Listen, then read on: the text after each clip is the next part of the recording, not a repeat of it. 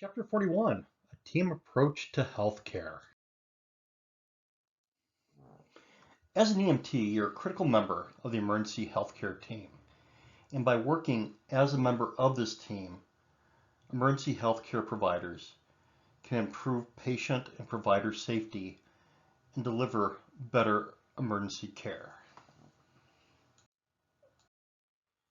Notice how I said emergency healthcare teams. There's kind of a new movement in pre-hospital care. In the past, we've been looked at as being part of the public safety structure, as part of police and fire. But we're being moved more and more into a healthcare continuum. So we're actually overlapping structures between public safety, emergency treatment and transport, but also healthcare. And this has actually been going on for as long as we've had EMTs and paramedics. But a big example of this is community paramedicine and mobile integrated healthcare. Now, these teams kind of look at the continuum of care, and they differ from system to system. Let me give you some examples. In Yakima, they had paramedics that would go out after a patient was discharged. And the paramedic would make sure that the discharged patient had their medications, had enough food to eat, that they had the ability to get to their next appointment, and post-surgical patients, they would look for any sign of infections, anything like this. So that was that continuum of care. Well, then there's other places that have a EMT or paramedic and a registered nurse or a nurse practitioner. Now, by the way, I think nurse practitioners and physician's assistants are a really good part of these community paramedicine teams, in the fact that they can be dispatched, or a paramedic or EMT could go out, see a patient, decide that they really don't need to be seen in the hospital, and then the second response is done by an EMT or paramedic and a nurse practitioner or physician assistant. Now, why I say the nurse practitioner and physician assistant is a particularly good pairing or good team member is the fact that, they can do advanced examination, they can do advanced procedures, suturing, advanced wound care, but they can also do prescription, order tests. With a paramedic and some EMTs, they can draw blood and take these samples to the lab for analysis and treat the patient in home. So we're getting back to the old house call days, and this reduces the burden on emergency departments and starts moving these people more into the family medicine or general practitioner type of environment. So these are things that you're going to be seeing on different levels, and again, it differs from community to community how these are structured. So we have different types of teams, and they're talking about regular teams here and temporary teams to begin with. Now, regular teams are what really far and away most of us are going to be experiencing. It's going to be working with the same group of providers pretty much day after day or shift after shift. There may be some changes and substitutions based on scheduling, but it's normally inside the same group. You're going to be working pretty much with the same hospitals. In fact, even if you go into skilled nursing facilities or hospitals, say if you transport regularly to Seattle, you're going to start seeing people that will get to know you, you'll get to know them. Regular teams. Now, temporary teams are providers that you don't regularly interact with or may not even know. Now, I'm going to give you kind of a couple examples. The regular teams we do all the time. So when I was in Spokane, I worked with my partners day after day, week after week, and we transported to a 5-hospital system inside of Spokane. And we got to know the different shifts, the different nurses, most of the physicians, and everybody knew each other's strengths and weaknesses. And we were able to work through those. Well, I'm going to tell you of a time that I was put on a temporary team. And that was in 1988, right when I got out of paramedic school. I was still in Spokane, but myself and 2 EMTs were sent up to Republic, Washington for a project fire, a large wildland fire project up between Colville and Republic in northeastern Washington. We got there and we had to integrate ourselves in with a team that came in from the Forest Service. So it was actually, they were the host team and we were kind of guests. So we had to work with them. And the biggest thing that helped was, first off, we got to understand what role everybody had. And we were willing to learn from them, and they were more than willing to learn from us. And we cooperated. And I found that cooperation, patience, and some humility goes a long way in making temporary teams very successful.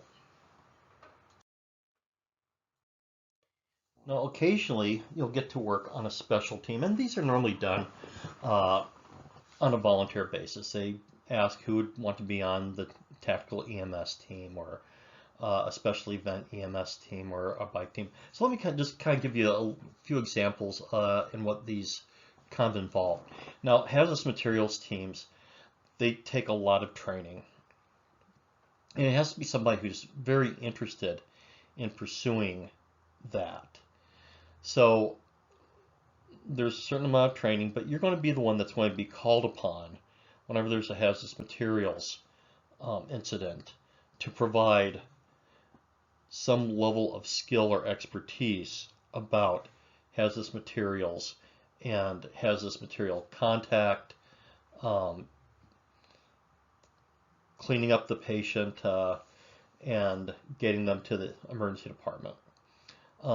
Tactical EMS teams, these work with the SWAT teams. We do have one in Kitsap County.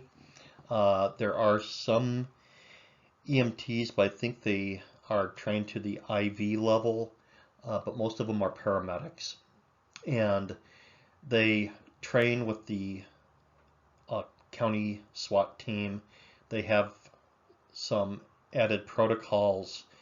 Unfortunately, they carry guns. I'm not a big fan of that. But they have good reasons for that. Another thing would be special event EMS teams, and you'll get to see these actually quite a bit.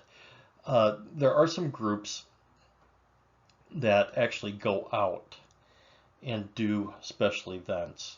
One of the local family physicians has a group of providers that they go to concerts, festivals, and provide EMS with them. EMS bike teams, Central Kitsap has an EMS bike team of EMTs and paramedics, both volunteer and career, that they go to certain events, the fairgrounds, whaling days, and they just ride their bicycles through and provide first response EMS. And then the transport rigs come in and transport as necessary. So there's other things too. There's a couple different ones. Technical rescue teams, rope teams, search and rescue. All of these are kind of examples of special types of teams inside EMS. Now, when we talk about groups versus teams, there's just a little bit of difference, and this can be a little confusing. But in the National Incident Management System, we have groups. Groups consist of individual healthcare providers working independently to help the patient. So these are normally task-oriented. So an example of that in the incident management system, there'd be a triage group. And these are people who go out and triage, put the patient in either a serious or non-serious triage category.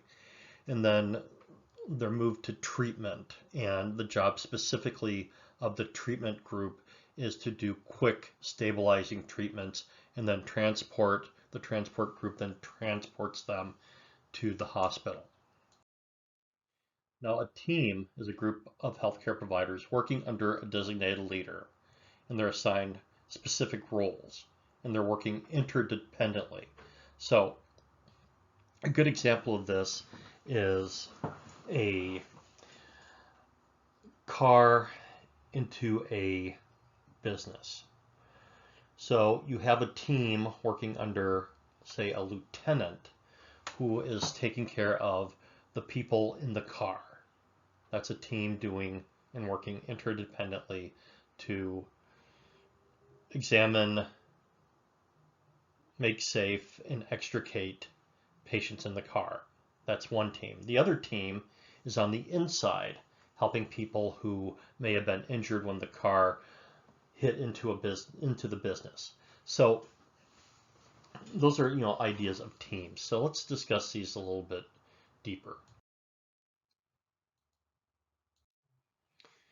So let's talk about the elements essential to a group.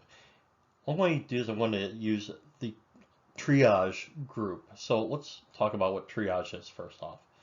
Triage means sorting. It means going out into a group of injured people and assessing who is hurt the worst, who is hurt the least, who is not hurt at all, and then the group that can't be helped at all. Those are people who are dead. So imagine yourself being in a triage group. So you have a common goal. The common goal is to go out and see everybody on an incident scene who is involved, hurt or unhurt. That's your common goal. So we have to imagine ourselves as a group. We are the triage group. We have our triage belts on, and we have a sense of continuity in the group, in the fact that we're going to be doing the same task over and over again, and maybe just not in one area, but once one area is finished, triage group may be moving to another area. So there's going to be, a way of doing things, and then you have a set shared of values, a set way of doing things. So these are marched out or written out ahead of time. You're going out and you're doing your AVPU, you're checking for breathing, circulation, doing very minor treatments that can be done, and then putting a triage tag on the patient and labeling them red meaning very serious, yellow kind of serious, green not serious at all, or black meaning that this patient is dead and we can't do anything for them, and you move on. Everybody's performing with the same standards, doing the same thing, so everybody's working the same. But you may have different roles within the group. So you may have somebody who may be handling airway supplies. So somebody assesses somebody and say, hey, this one needs a oropharyngeal airway or nasopharyngeal airway. put in. And so the person with the airway kit comes, part of the triage team, puts that in, or triage group, excuse me, does that, and then moves on. So, and those are normally self-assigned. Let's discuss the different types of groups. Dependent groups are normally novices. They have to be told what to do, maybe sometimes how to do it, how often to do it, and they're under the direct supervision of a group leader. Independent groups, each individual is responsible for his or her own area, normally geographically, and they just work independently and get the full range of tasks done. So, you're assigned a aid station where you're examine, diagnose, treat, and arrange for transports of patients. So that'd be like an independent group. Interdependent groups, they work kind of as a true functional team. So, while each provider may still be assigned a particular area or task, everybody works together with the shared responsibilities, accountability, and a common goal. So that's for best patient outcomes. And certainly the interdependent groups are the ones that tend to be more successful. Again, when you're working as an interdependent group, it takes time to train together or at least work under a common protocol. So to be an effective team, you have to have a shared goal, clear roles and responsibilities among members of the team, and it helps to know each other's roles and responsibilities. You have to be competent in your skill sets and have diverse skill sets. You have to have effective collaboration between members of the team and be able to communicate. Leadership has to be supportive and coordinated. So let me give you an example of this. You're working in the back of the ambulance. So let's say it's going to be the paramedic and the medic driver. And then you also have to help you the engine officer and the engine driver. So you're in the back of the ambulance.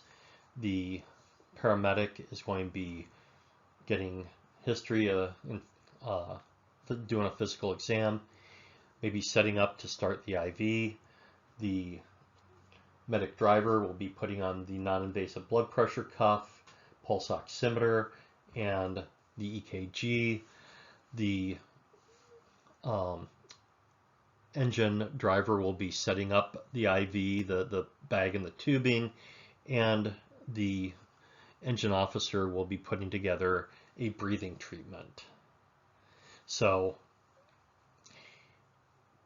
the medic is ready to start the IV, the tubing and the bag is set up by the engine driver, who knows that's his responsibility. By that time, the responsibility of the medic driver has been completed.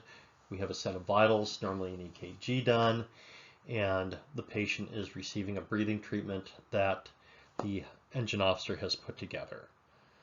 So our shared goal of getting this patient going, and again, it's the paramedic who's making the calls in the back. LT, would you set up a breathing treatment? Driver Bob, engine driver Bob, would you put together the IV? Medic driver Brad, could you get him on the life pack or whatever? So, you have to communicate, you have to collaborate, and normally when you have a team that works regularly together, a lot of things kind of go automatic. So another way that teams are effective, they communicate and have team dynamics fostered from crew resource management and team situational awareness.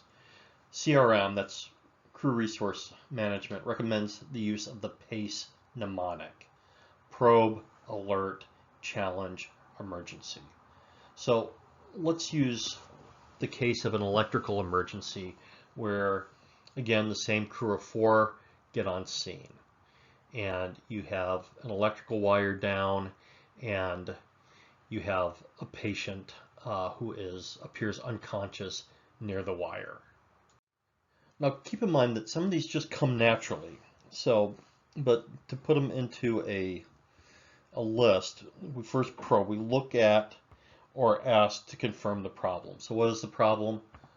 Electrical wire down, possibly live, and an unconscious patient. And then we communicate the problem to the team leader. Okay, LT, we got to get this patient away from the wire without harming ourselves and get them treated. And then the challenge is, if the issue is not corrected, then clearly challenge the team's present course and make suggestions. So, hey LT, we shouldn't get near the wire.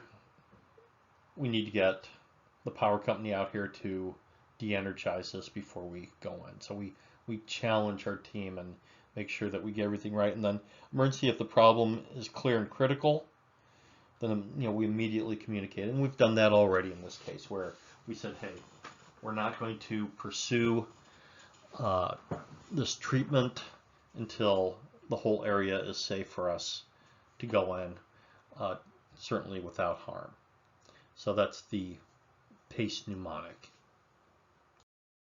So let's talk a little bit about transfer of patient care. Transfers introduce the possibility of patient care errors. Now, keep in mind that there's going to be a couple different times that we do transfer of care from the patient. So let's talk about some of them just right off the bat. So we're receiving a patient either from, say, a skilled nursing facility or from a physician's office. Or we're transferring patient care in the field, say from a BLS, basic life support crew, to an advanced life support crew. So from an EMT to a paramedic, or from the ground EMS crew to an air transport unit like airlift or life flight.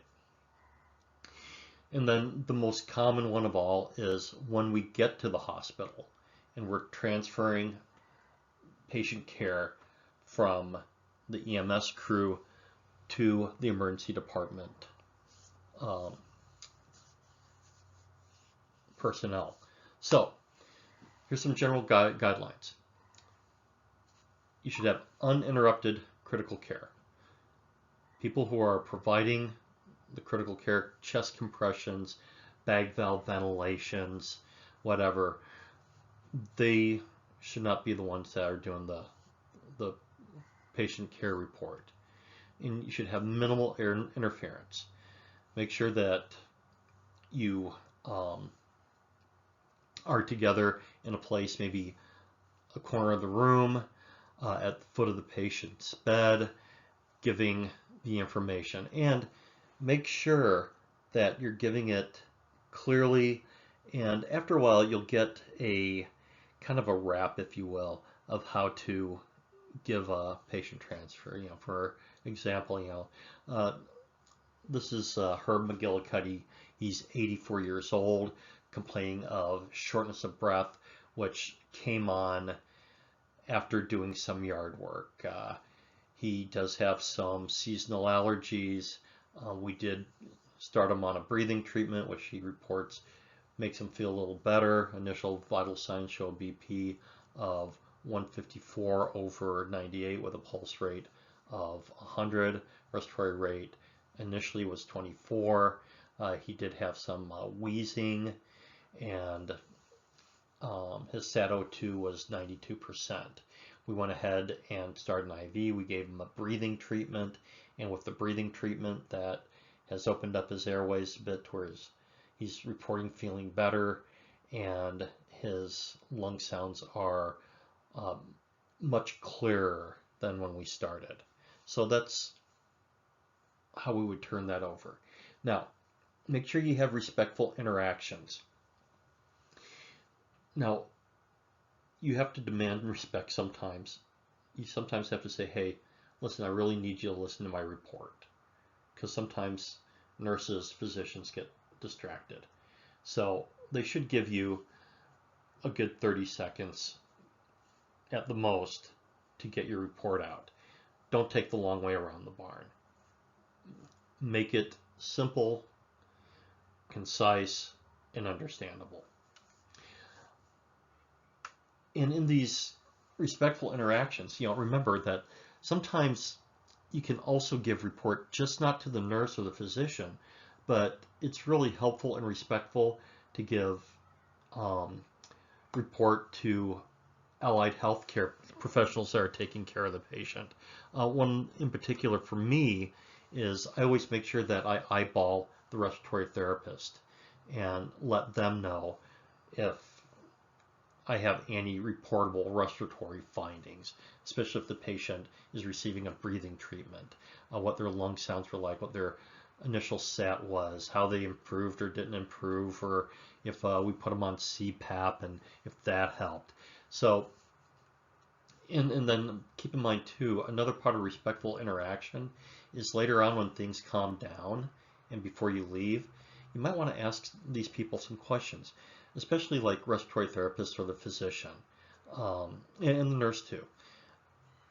If there's something that you don't know or you're a little confused about, ask, get some advice, get some thoughts, ask what's worked for them. And by the way, this really builds relationships. So when you have a really serious patient, you'll have some people to turn to and talk to about it. So common priorities, your priorities should remain common, making sure that the patient cares, the focus, and looking towards the best patient outcome. And we try to use the common language or a system. Again, you get yourself a wrap of how you want to do things or how you want to report things. But again, you want to be thorough. You want to be concise, giving the most pertinent information. Now, most EMTs will go out and work with advanced providers once they get out of school, and they do that until they themselves become paramedics, if that's their career track. But we can't exist without each other. And by the way, you can't do advanced life support without first doing basic life support. So BLS has to be continued throughout the continuum of care. Now keep in mind too that what may be a paramedic only skill in one system, it may be common for EMTs to perform in another. A prime example of that is CPAP. We do CPAP in our system. Giving medication breathing treatments, nebulizer treatments, that is now common for EMTs to do in Northwest region of Washington State, where perhaps maybe in King County they won't be allowed to do that. So, and vice versa, don't be surprised if you're doing or not doing something here, and then if you move on to Colorado, Michigan, Hawaii, their EMTs are doing something that you would have thought would be kind of an advanced skill here. So we kind of work together and look for ways to improve your skills and be ready to move up. So when you're asked to assist with ALS skills, it's kind of a four-step process. First off is preparing the patient physically and psychologically. And I'm going to use the procedure of starting an IV again. So we want to let the patient know what we're going to do, that there is going to be some pain involved, and just to keep them in the loop. We don't want to treat our patients like a mannequin, a training mannequin. They have feelings, they have fears. We want to explain to them what we're going to do. Also, prepare them physically. So if you're doing a 12 lead EKG on a male and they have particularly hairy chest. You're going to want to shave that before you put the electrodes on. Bearing their arm or taking their arm out of a shirt sleeve to start an IV. So patient preparation, then the equipment. Now in this case we're going to be starting an IV, so somebody is going to have to set up the IV bag, get the bag out, get it spiked, flush the tubing, and you may even be asked to put a venous tourniquet on, and the paramedic is going to get their needles, their IV start kit out, and get all the equipment ready for the procedure and prepared. So everything is prepared for when the procedure is done. You have all the equipment there. You're not searching around mid-procedure. And then the procedure is performed. So the paramedic starts the IV, or the IV endorsed EMT starts the IV, gets the IV flowing, they tape it down, they adjust the IV fluid, and then you continue on with care. So once the procedure is completed, then care is continued. And keep in mind that, we could be doing several ALS skills in the back of the ambulance.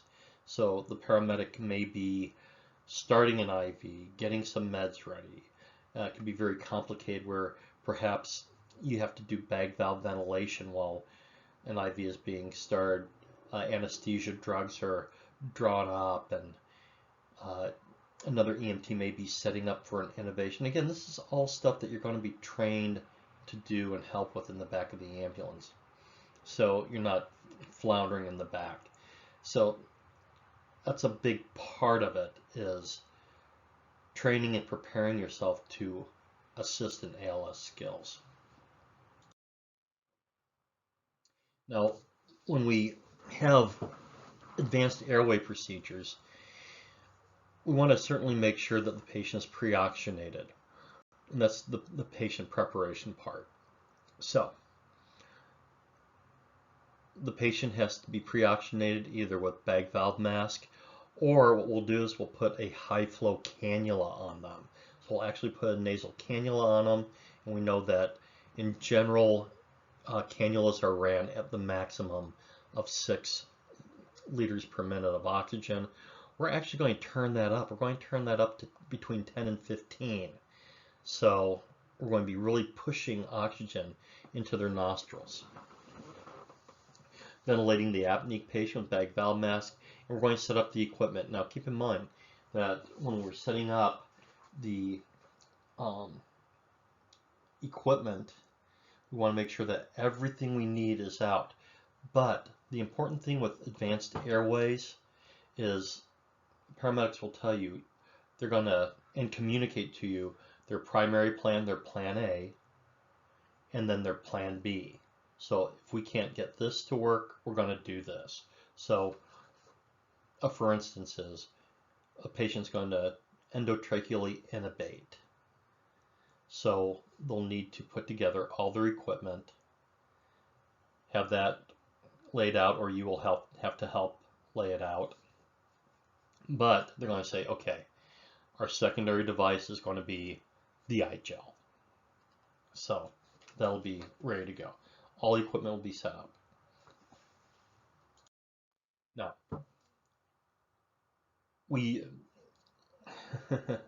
B-Magic is the mnemonic that we use for this, and I'm not a big fan of mnemonics.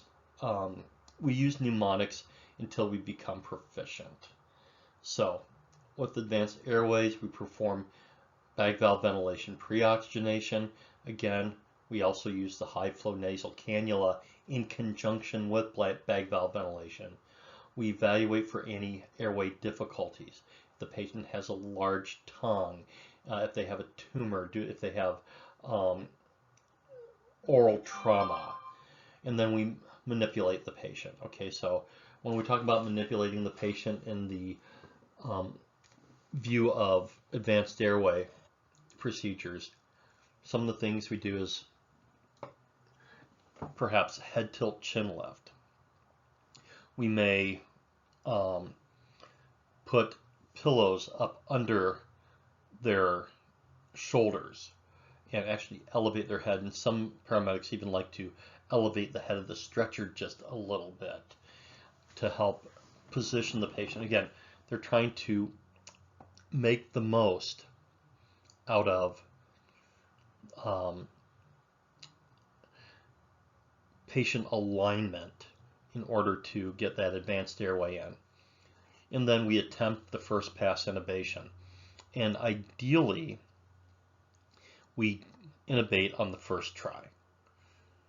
That is our goal. So again, we do everything. We evaluate for airway difficulties, and then we do manipulate the patient into the best position to allow for successful first pass intubation, and then we go ahead and do it. Now, keep in mind, that's one of the things that if you are working with a paramedic, you might want to know what their preferred method of intubation is.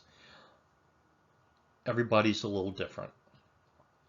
We'd like to think that we have a homogeneous program across the continuum, from North Kitsap down to South Kitsap, but that's not the case. Different paramedics have their own particular ways of doing things, especially in departments where you have paramedics who have trained in a lot of different schools or areas. So, for instance, I prefer video laryngoscopy. With a video laryngoscope, I use my endotracheal tube. Instead of the green wired stylet, I use a flexible blue bougie. And so understanding that, but then the GI and the B magic is using a supraglottic or intermediate airway if unable to get that tube in. And it does, you do have difficulties. There are some tough people out there to get a tube down into their lungs. So you have a backup plan, and the supraglottic airway or an intermediate airway, they're almost synonymous. And then we confirm the intubation. Now, the gold standard for confirming intubation is actually seeing the tube pass through the vocal cords. But we use end-tidal CO2. If we have end-tidal CO2, we know that the tube is in the trachea and we're getting carbon dioxide back out. There's other things to look for in tube confirmation, mist in the tube, bilateral lung sounds when we ventilate. So confirmation is the last part, and then of course, and sometimes you will end up being the person, especially if it's one paramedic on scene and they're very busy, you'll be the person who will secure the tube. That may be your job as they go on to do something else. And again, this is stuff that you'll be trained in. And then we continue care. We observe all the patients' monitor readings and monitor for signs of potential complications. So complications may be a decrease in end-tidal CO2, or a decrease in SpO2, or the waveform on their end-tidal CO2 or their capnography, which EMTs are going to start using quite a bit in the future, will not look favorable for ventilation. And then we talked about vascular access a little bit early. We position the patient and the equipment. We explain the procedure and the reason why we're doing it. Ensure the patient is comfortable and calm.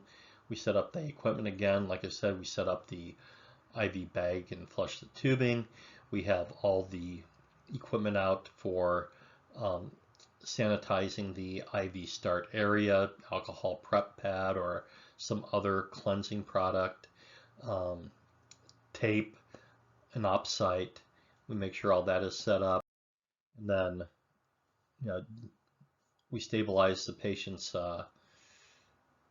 limb. We perform the procedure and then provide comfort for the patient, make sure that they're doing well. And then again, we observe the site. We look for swelling, any bleeding, discoloration, leaking either of the tubing at the site, or we look for those things that we talked about back in IV maintenance, the IV not flowing, perhaps because there's a clot occlusion, or there's some swelling indicative of extravasation of fluid into the skin. And in that case, we would probably want to discontinue that IV. Now, team conflicts. Remember, the patient comes first. So don't engage, don't start an argument. Keep your cool, because we all want to be Fonzie. We want to be cool like Fonzie. Make sure you separate the personal issues and choose your battles. Hey, sometimes things just aren't worth getting into a row over in the field. So, I'm going to give you an example. One of the ER docs and I had a disagreement one morning on whether or not to give a patient epinephrine. Now, my concern was that I had a patient that was probably suffering from an allergic reaction, but not quite to the point of anaphylaxis. He did have a history of high blood pressure and some heart disease. So my concern was he was stable. I gave him some IV fluid. I gave him some Solu-Medrol, but I held off on the epinephrine. And the doctor was very upset about it. He didn't keep his cool. And he did engage. Well, that didn't work really well for the rest of the team. In fact, the charge nurse was really happy to know that I was going off shift. That was going to be my last patient of the shift. But if we had to do it over, I would have wanted the doctor to say, "Hey, Joe, what was your thinking on not giving epinephrine?" And I would have explained it to him.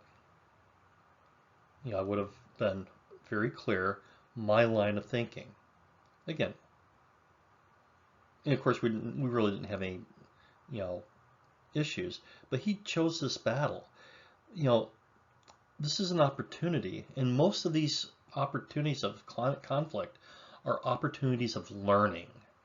So this would have been a case that I would have preferred this doctor say, "Joe, what were you thinking about this?" And then I would have laid out my case. Now, if there was flaws in my thinking, him being the educated leader, I would have wanted him to say, "Okay, I kind of understand where you're at. This is why you're wrong."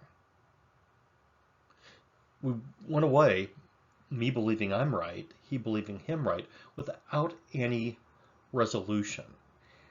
It's not a good way to work as a team. So, when you stay calm, you ask questions, try to understand each other's side, and then come to an understanding, resolve the issue. You walk away either with a better education on one side or the other, or just an understanding that sometimes things aren't wrong, they're just different. So there's some cases where you can both be right or you both be wrong.